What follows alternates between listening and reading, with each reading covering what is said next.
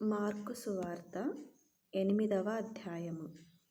ఆ దినములలో మరియొకసారి బహుజనులు కూడి రాగా వారికి తిననేమియూ లేనందున యేసు తన శిష్యులను తన యొద్దకు పిలిచి, జనులు నేటికి 3 దినముల నుండి నా యొద్దనున్నారు. వారికి తిననేమియూ లేనందున నేను వారి మీద కనికరపడుచున్నాను. నేను వారిని ఉపవాసంతో తమ ఇండ్లకు పంపివేసిన ఎడల మార్గంలో మూర్ఛపోవుదురు. వారిలో కొందరు దూరం నుండి వచ్చియున్నారని వారితో చెప్పెను. అందుకాయన శిష్యులు, ఈ అరణ్య ప్రదేశంలో ఒకడెక్కడ నుండి రొట్టెలు తెచ్చి వీరిని తృప్తిపరచగలడని ఆయనను అడిగిరి. ఆయన, మీ యొద్ద ఎన్ని రొట్టెలున్నవని వారిని అడుగగా వారు 7 అనిరి. అప్పుడు ఆయన, నేల మీద కూర్చుండుడని జనులకు ఆజ్ఞాపించి ఆ 7 రొట్టెలు పట్టుకొని కృతజ్ఞతాస్తుతులు చెల్లించి విరిచి వడ్డించుటకై తన శిష్యులకిచ్చెను. వారు జనసమూహమునకు వడ్డించిరి. కొన్ని చేపలు కూడా వారి యొద్దనుండగా ఆయన ఆశీర్వదించి వాటిని కూడా వడ్డించుడని చెప్పెను. వారు భోజనం చేసి తృప్తి పొందిన మీదట మిగిలిన ముక్కలు 7 గంపల నిండా ఎత్తిరి. భోజనం చేసిన వారు ఇంచుమించు 4,000 మంది. వారిని పంపివేసిన వెంటనే ఆయన తన శిష్యులతో కూడా దోణి ఎక్కి దల్మనూత ప్రాంతములకు వచ్చెను. అంతటా పరిసయ్యులు వచ్చి ఆయనను శోధించుచు ఆకాశము నుండి ఒక సూచక క్రియ చూపుమని ఆయనను అడిగి ఆయనతో తర్కింపసాగిరి. ఆయన ఆత్మయందు పెద్ద నిట్టూర్పు విడిచి, ఈ తరం వారు ఎందుకు సూచక క్రియను అడుగుచున్నారు?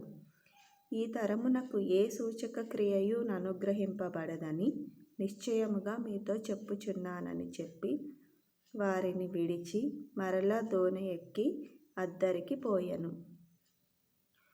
వారు తినుటకు రొట్టెలు తెచ్చుటకు మరచిరి. దోణిలో వారి యొద్ద ఒక్క రొట్టె తప్ప మరేమియూ లేకపోయెను. ఆయన, చూచుకొనుడి, పరిసయ్యుల పులిసిన పిండిని గూర్చియు హేరోదు పులిసిన పిండిని గూర్చియు జాగ్రత్త పడుడని వారిని హెచ్చరింపగా వారు తమ యొద్ద రొట్టెలు లేవే అని తమలో తాము ఆలోచించుకొనిరి. యేసు అది ఎరిగి, మన యొద్ద రొట్టెలు లేవే అని మీరెందుకు ఆలోచించుకొనుచున్నారు? మీరింకనూ గ్రహింపలేదా? వివేచింపలేదా? మీరు కఠిన హృదయం గలవారై ఉన్నారా? మీరు కన్నులుండియు చూడరా? చెవులుండియు వినరా? జ్ఞాపకం చేసుకొనరా? నేను ఆ 5,000 మందికి 5 రొట్టెలు విరిచి పంచిపెట్టినప్పుడు మీరు ముక్కలు ఎన్ని గంపల నిండా ఎత్తిరని వారిని అడిగెను. వారు 12 అని ఆయనతో చెప్పిరి. ఆ 4,000 మందికి 7 రొట్టెలు నేను విరిచి పంచిపెట్టినప్పుడు ముక్కలు ఎన్ని గంపల నిండా ఎత్తితిరని ఆయనను అడుగగా వారు 7 అనిరి.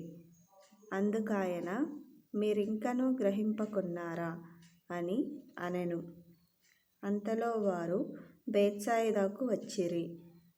అప్పుడు అక్కడి వారు ఆయన యొద్దకు ఒక గ్రుడ్డివాణ్ణి తోడుకొని వచ్చి వాని ముట్టవలెనని ఆయనను వేడుకొనిరి. ఆయన ఆ గుడ్డివాని చెయ్యి పట్టుకొని ఊరి వెలుపలికి తోడుకొని పోయి వాని కన్నుల మీద ఉమ్మివేసి వాని మీద చేతులుంచి, నీకేమైనను కనబడుచున్నదా అని వానిని అడుగగా వాడు కన్నులెత్తి, మనుషులు నాకు కనబడుచున్నారు. వారు చెట్ల వలె నుండి నడుచుచున్నట్లుగా నాకు కనబడుచున్నారనెను. అంతటా ఆయన మరలా తన చేతులు వాని కన్నుల మీద నుంచగా వాడు తేరి చూచి కుదర్చబడి సమస్తమును తేటగా చూడసాగెను.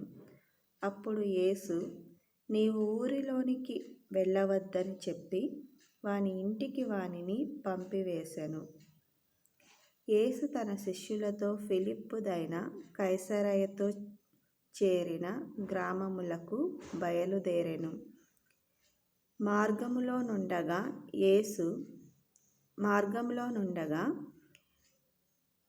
నేను ఎవడనని జనులు చెప్పుచున్నారని తన శిష్యులను అడిగెను. అందుకు వారు, కొందరు బాప్తిస్మమిచ్చు యోహాను అనియు, కొందరు ఏలియా అనియు, మరికొందరు ప్రవక్తలలో ఒకడనియు చెప్పుకొనుచున్నారనిరి.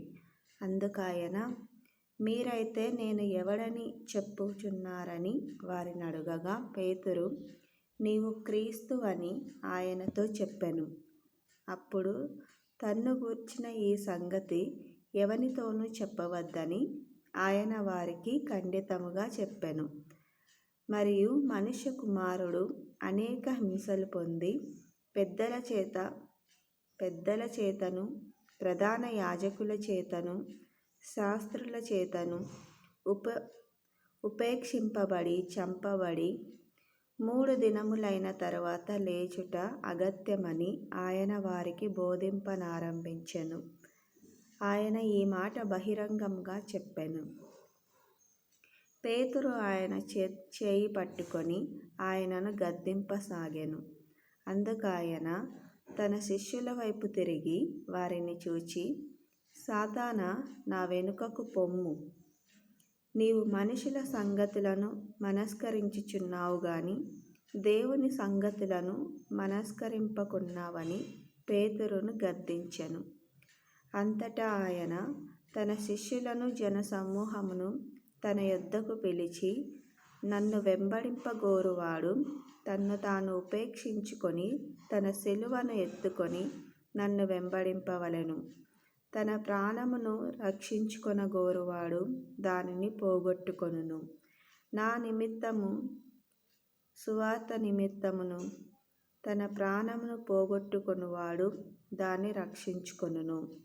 ఒకడు సర్వలోకమును సంపాదించుకొని తన ప్రాణమును పోగొట్టుకొనుట వానికేమి ప్రయోజనము?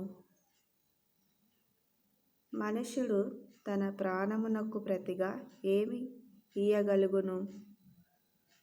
వ్యభిచారమును పాపమును చేయు ఈ తరము వారిలో నన్ను గూర్చియు నా మాటలను గూర్చియు సిగ్గుపడువాడెవడో వానిని గూర్చి మనుష్య కుమారుడు తన తండ్రి మహిమగలవాడై పరిశుద్ధ దూతలతో కూడా వచ్చునప్పుడు సిగ్గుపడునని చెప్పెను.